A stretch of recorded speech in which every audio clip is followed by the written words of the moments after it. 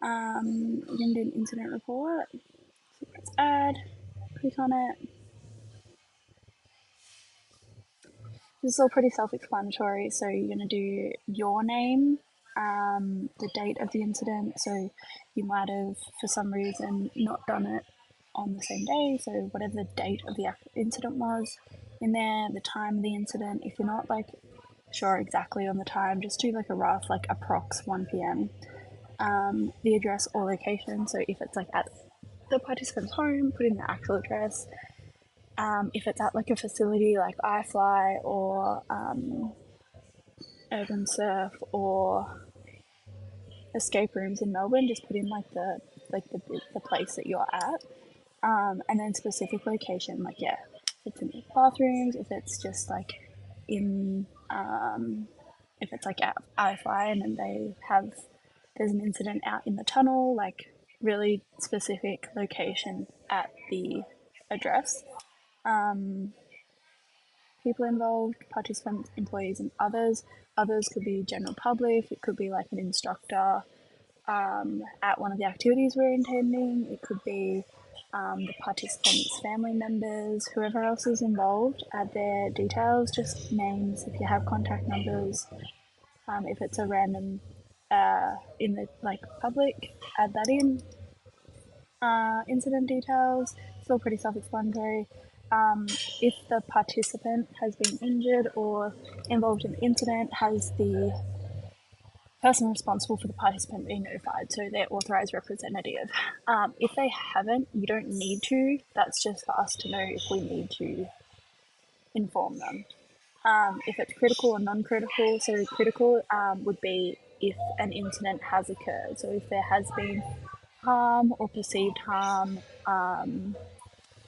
to someone or something, then it's critical. Non-critical is for near misses or hazards, so something that could have caused an incident. Does the incident have to be reported to the NDIS Quality and Safeguards Commission? That's just if there was any restrictive practices used. Then incident type, behavioural, if it's someone's behaviour that has caused an incident, if there's an accident or injury, medication error, so if someone's given the wrong medication or medication at the wrong time or medication has gone missing, tick that box. Abuse, neglect, or exploitation, self-explanatory. Property damage, yeah, so if anything is damaged, if it's their property, other people's property, general public property. Near miss is like if there was almost an incident, so maybe a client threw something and it could have damaged property. It would be a near miss. Maybe someone slipped, didn't fall over, didn't hurt themselves, but they could have, then that would be a near miss. And a hazard is just something that you see that you think might become an incident. So you might see, a slippery wet floor in the bathroom at an STA accommodation. That would be a hazard. So someone could slip on that. So hopefully you would find something to clean up the wet floor and remove that hazard. And then you would fill out this report and you would say like what the hazard was, how you removed the hazard. If it's not a hazard that you can remove, then just like suggestions on what we could do to mitigate that risk. And then if there's anything else that doesn't fit in those categories, or if you're not sure which one it falls under, just click other. The description of the incident, so we're going to refer to like the STAR method. So the description of the incident is like the situation. So describe the context, the setting in which the specific event took place. It should provide enough detail for the reader to understand the background. So paint the picture for whoever wasn't there so that they can understand what was happening.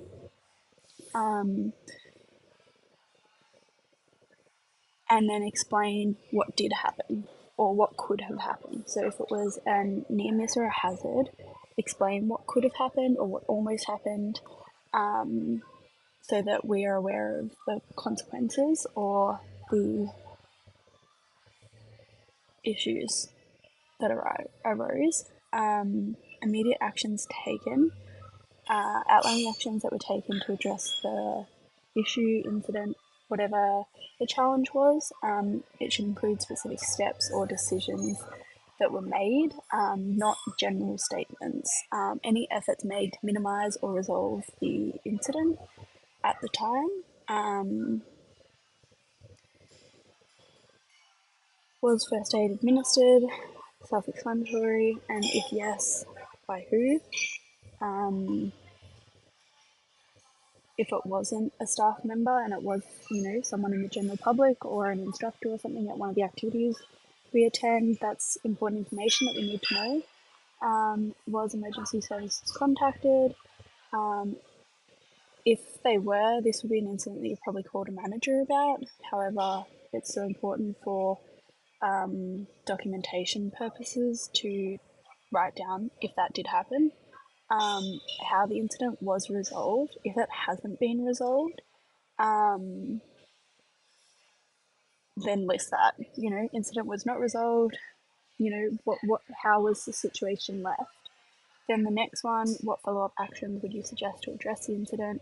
So if the incident was resolved at the scene, what would you do following up from that? Would you recommend, a phone call to the participant or their representative to check in after the incident? If a general member of the public was impacted and we got their contact details, would you suggest like a phone call to them to check in or to do any kind of damage control there? If it was a hazard or a near miss, like what things would you suggest to remove that hazard or mitigate that hazard? And then attachments, any images that could help in, if there was property damage, like take a photo of the hole in the wall if there is one, kind of thing. If there's a near miss and that's something that you can see, take a photo of it so that we have more of an understanding of what's going on. The admin team aren't always out on shifts, so the more information we have and the better idea we have of what's going on, the more we can do to make sure everyone is safe. So any photos that you think would be beneficial to helping understand the situation, add those in, and then you're just going to press submit report for review and investigation, and then that will come through to us and we can follow up on it. So I'm going to cancel out of that one.